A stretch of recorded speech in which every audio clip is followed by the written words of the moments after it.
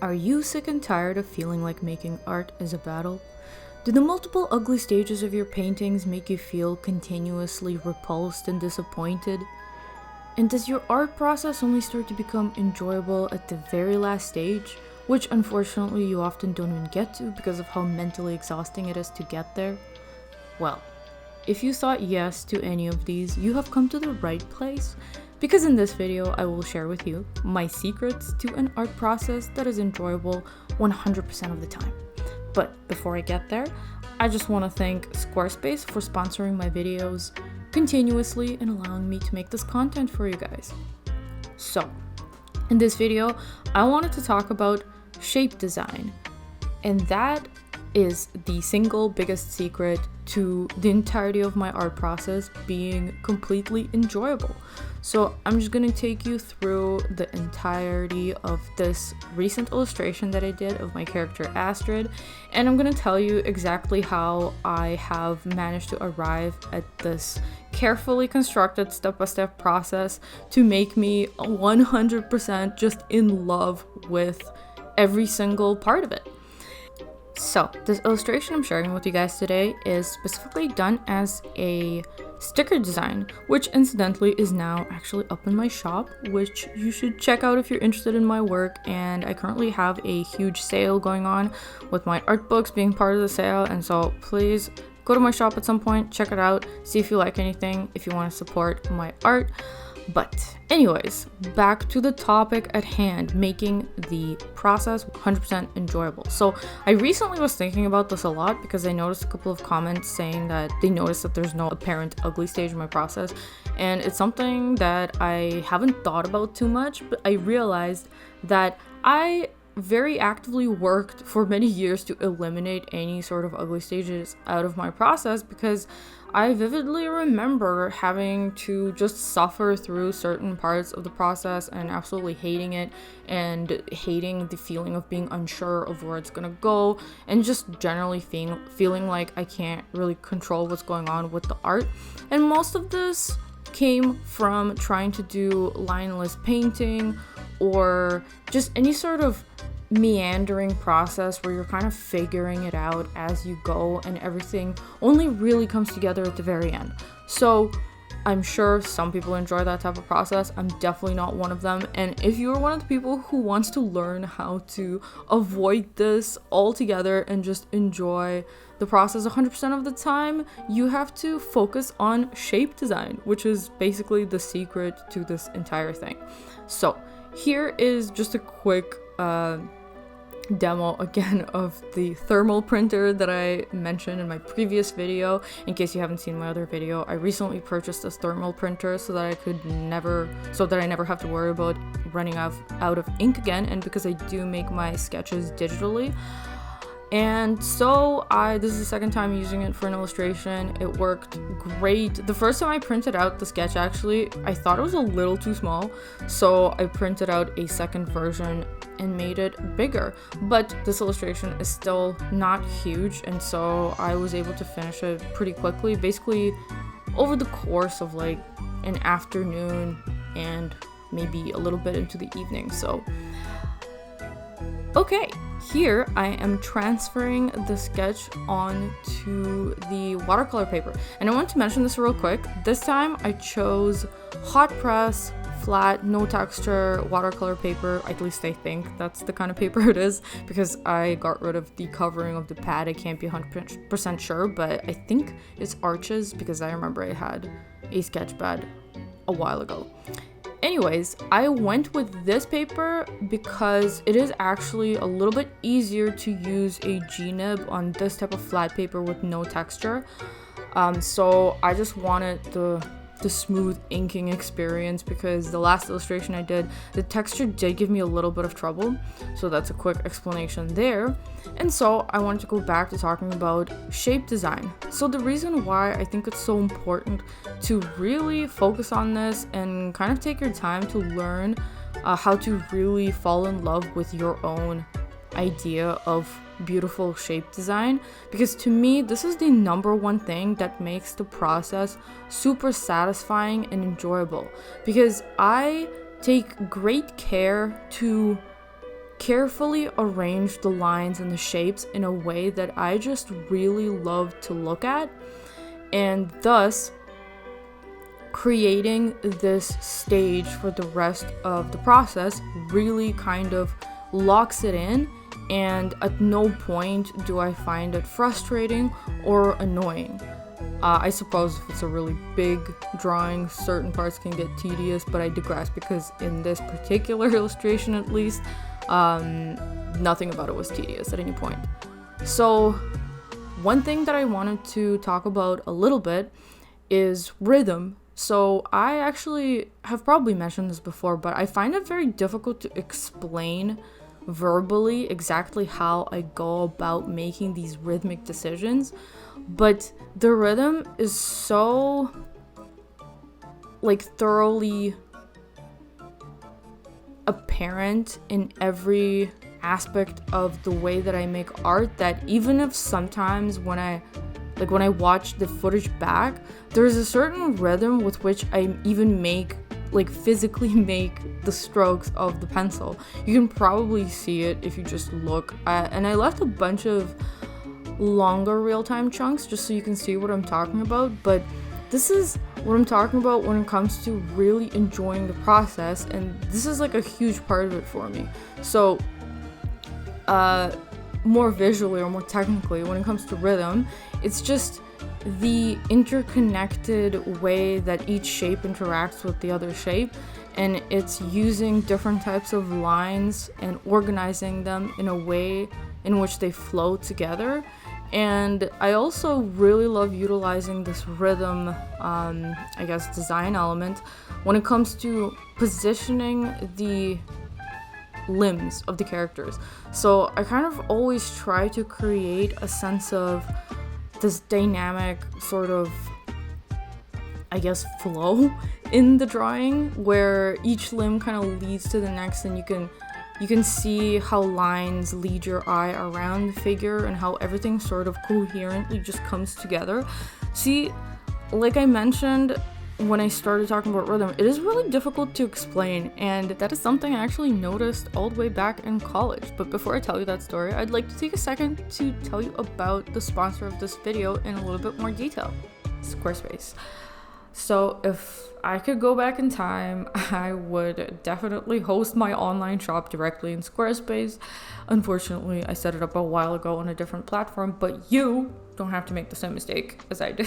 A feature that is so incredibly useful for an online shop owner is the integration of a Square Reader directly with your online shop. So inventory can be so tricky to keep track of when doing in-person shows, and I always have to count things and update my shop afterwards, and it's just so time consuming, and I always end up miscounting my inventory. But with Squarespace, you can hook up your Square Reader directly to the Squarespace app and keep track of your inventory while doing in-person sales. Needless to say, I also use Squarespace as a hub for all my other art business needs, my portfolio, etc. And it's been super easy to keep up with my portfolio site and keep everything nice and updated and looking beautiful. If you're looking for a platform to get going on your own art business dreams, you can go to squarespace.com and start experimenting with building your own portfolio site. See all the cool features Squarespace has to offer, and once you're ready for your website to go live, you can go to squarespace.com/cosmicspectrumart for 10% off your first purchase of a website or a domain. I remember when I was studying animation in Sheridan College, which is where I went some years ago, I came across this life drawing instruction book called Force by Michael Matesi, and it just has the most beautiful, dynamic life drawings, which are so inspiring.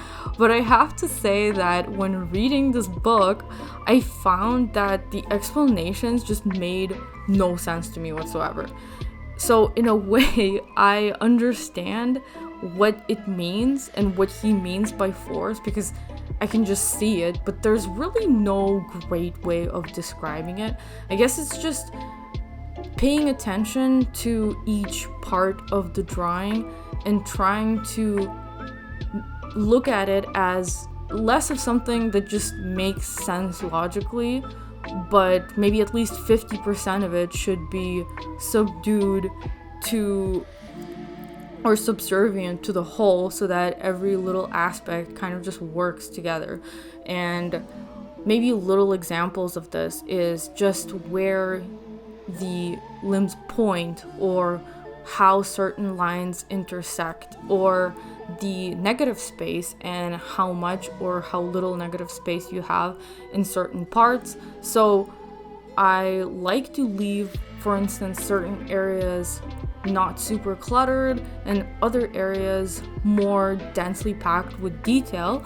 So that's something that I guess I will talk about next, and that is avoiding clutter, because I find that a lot of people, like, I think we all kind of love details to one degree or another, especially if you like inking. Like, the details is where half the fun is.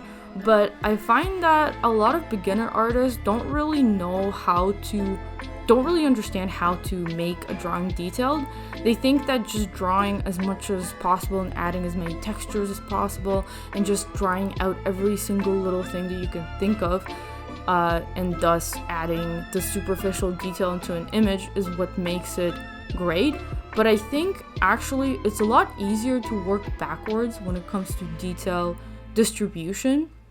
So when it comes to shape design, I always focus on the largest shapes first, and for that reason, I like 90% of the time I will just start with the naked body, probably 99% of the time, because it is actually the easiest way to approach it, and also because I think the human body is just naturally so beautiful, and there are so many design elements that organically already exist there that it's pretty easy to draw a human figure and make it look beautiful. And it's actually harder the more obscured it is, because then you have to make a lot more arbitrary decisions, and there's way less guidance when it comes to already existing predetermined like forms of what the human body looks like. Anyways, I digress a little bit. So like I mentioned, working from the biggest shapes down to the smallest is always the way to go. And the more granular you get, the closer you are to the finish. Just typically, or I don't know why I'm saying you, but that obviously applies to me. That's how my process tends to go. So I also selectively ink my drawings. And okay, if you've seen any of my previous videos, I've probably mentioned a million times that I'm a huge fan of line work. I'll always ink most of my drawings before going any further with them. But the more I've illustrated, more illustrations I've completed, the more I have become a little bit selective about inking the initial sketch.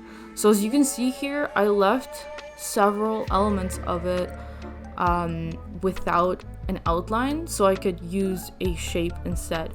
And I think that adds so much interest to an illustration, and this keeps the process really fun because it kind of breaks up the monotony of just simply lining an artwork, even if lining it is actually quite enjoyable for me.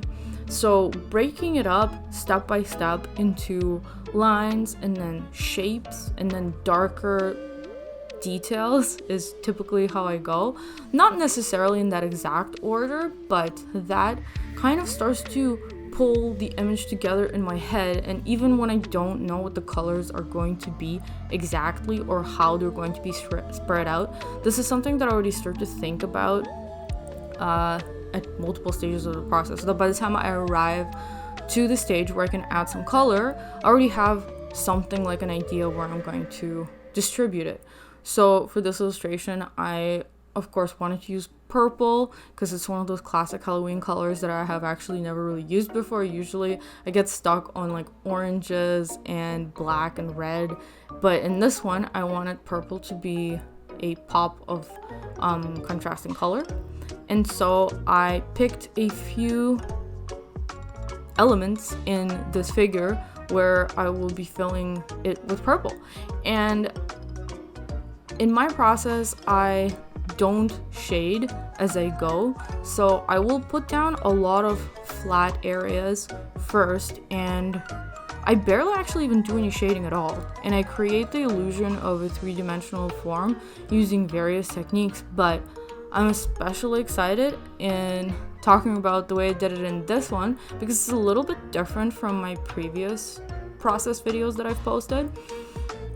And again, it's like one of the most enjoyable things for me. So I recently went to an art store and I picked up a few new brushes, and one of them was this one, this flat brush that's a little bit longer than ones I have so that it can hold more ink. And so I decided to use this brush to put down some form, so to indicate some form or like shadows. I don't know if this necessarily counts as shadows, but as you can see, I'm not doing any sort of fancy like gradations or taking forever to be super careful.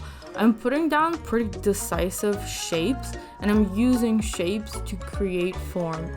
And this is such a great exercise to like learn shape design, at least in my opinion. And I also think that using a flat brush like this is absolutely not replicable in digital art, because the level of variety of marks you can create with this type of brush is insane, and it's actually completely impossible to replicate that digitally, even with the tilt or whatever Photoshop has these days. So for this reason, this absolutely just makes me love my traditional process, because you feel so, like I feel so connected to the drawing, and because I can just touch it and I can use my fingers to like fix certain things quickly, and it's just so much more engaging than sliding a stylus around the digital screen. Like, I'm not hating on digital art or anything, because if you guys know my art, you know I do a lot of it and I do love a lot of aspects of it, but lately I've just been really feeling it for the traditional art, and so I'm sharing these videos with you. Anyways, so once I put down the shadows, I decided to just like go back to putting in the local colors, and of course the pumpkin was always going to be orange, and I already knew that. And so typically I just fill the colors that I have already decided on first.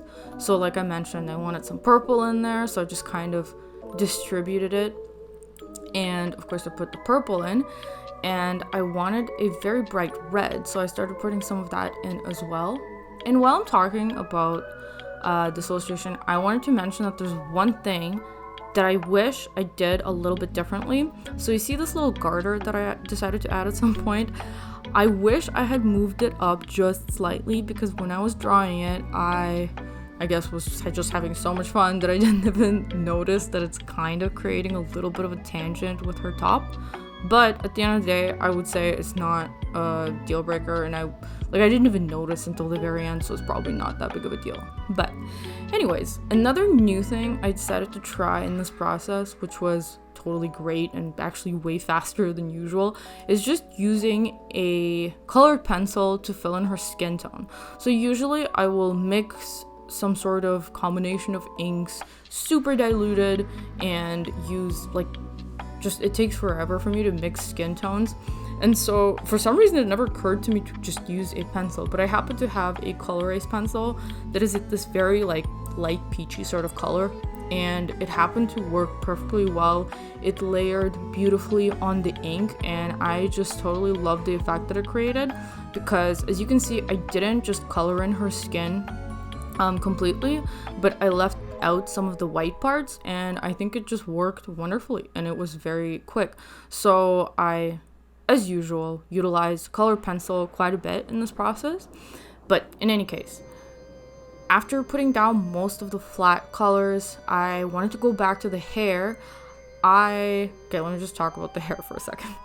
I really love drawing hair, and for specifically this character, Astrid, her hair is really hard for me to draw, because the shape of it is so weird, and it's kind of like, obviously it doesn't make a whole lot of sense, but it's very specific, and it's difficult to make it look good and not messy. So I actually spent quite a bit of time in the very first sketching stage to get the shape of the hair just right, and I'm super happy with how it ended up being, because it's supposed to like give a little bit of a scorpion vibe, which I think it totally does. And that's one of the reasons why I wanted to keep it at a solid shape and not even bother with highlights and making it shiny, because I think it just there's something that makes it more satisfying to look at for me when the shape is not broken up with white highlights and it's just solid dark with some tonal differences in it. And obviously, like I said, I did not bother inking it because I knew it was going to be a solid shape.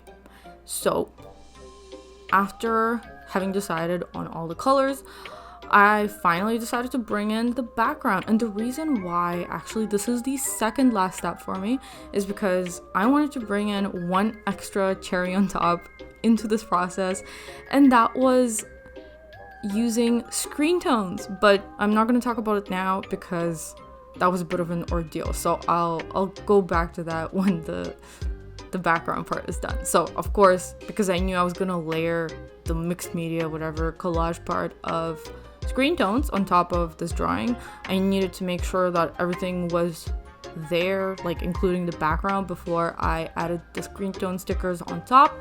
So that's the second last part of the process, and I went with this vibrant yellow color, and I just have so much fun using this flat brush. You guys, if you've never tried using this big flat brush for just creating interesting random shapes for a background, I highly recommend it. It's like super meditative and it actually looks great, even though it's extremely simple and requires like you don't even have to be careful or anything. I guess you just have to be careful about not overlapping the figure and drawing around it, but other than that, it's super straightforward. And how lovely is that texture? I just can't get over it. Anyways, so I really like how contrasting and bright this yellow is, and I think it really helped the purple pop, which was the goal for me basically. And when I was done with that, I wanted to just add a little bit more interest all around the figure with tiny little details, which are always super fun to add. So I decided to add some bat wings to her corset top, which really kind of pulled it together for me. And I was just coming up with these things on the spot. It's so fun to sit there and just randomly come up with random details, like little details to add. Because I didn't plan any of them ahead of time, and I just kind of left it to my own imagination. And I think that is the secondary but very important secret to keeping the process so enjoyable, because I find that if the process is too predictable and you know exactly what's going to happen at every step of the way, it takes a lot of the fun out of it. And the spontaneous decisions like this are just so delightful to make, and they feel so much more like, it just feels so much more satisfying when it turns out looking good, which I was just thrilled about the starry texture that I added with a white jelly roll marker, or sorry, gel pen to the sleeves. I didn't think of doing that at any point beforehand, but I think it just looks so cute and I just love it. Anyways, so this is the dreaded part of adding the screen tones. One thing that I really didn't take into consideration was the texture of the paper. Like, as I mentioned, the paper is smooth, but for whatever reason, the screen tones were just not sticking to it at all, and it was kind of really hard to cut them out and like plan it, so it ended up looking like crap, so I just got rid of them. And I thought about it and decided that I can just as easily use washi tape, which is a lot more adhesive. And from the beginning, I kind of had this idea of her having this poofy, maybe lacy or like a tulle type of material skirt, or something resembling a skirt. And so I was planning to get there eventually. And thankfully, I happened to have this lace print, like black lace design washi tape, which worked out just perfectly for this purpose. Didn't need to do too much, or just arbitrarily cut a bunch of little pieces of it and just kind of stuck it together, also creating a shape, so it all comes back to shapes. And unfortunately, I can't give like super specific instructions on how to get really nice looking shapes, but I think just trusting your intuition into what looks good is really all there is to it, because typically that's just all I focus on. I will just make a line and keep fixing it until it just looks good, and that's basically half the secret, I guess. But yeah, so that's basically the entirety of the process of this illustration. And like I said, it was super fun from the very beginning to the very end, and I really like how it turned out. I think honestly it's one of my favorite ones that I've done on paper. It's just so cute and the colors are so bright. Maybe I'm just happy with these bright colors, I don't know. But I think it's a really nice sticker design, and I do hope you check it out in my shop, and I cannot wait to get the actual stickers in the mail because I haven't gotten them yet. But anyways, so yeah, I hope you enjoyed watching this process, and I hope you gathered something about it that'll help you make your own art process more enjoyable, because you really don't have to suffer through it, and you don't have to have ugly stages if you don't want to. And I hope that this helped to get you on the right track. So thank you for watching, and I will see you in my next video. Bye!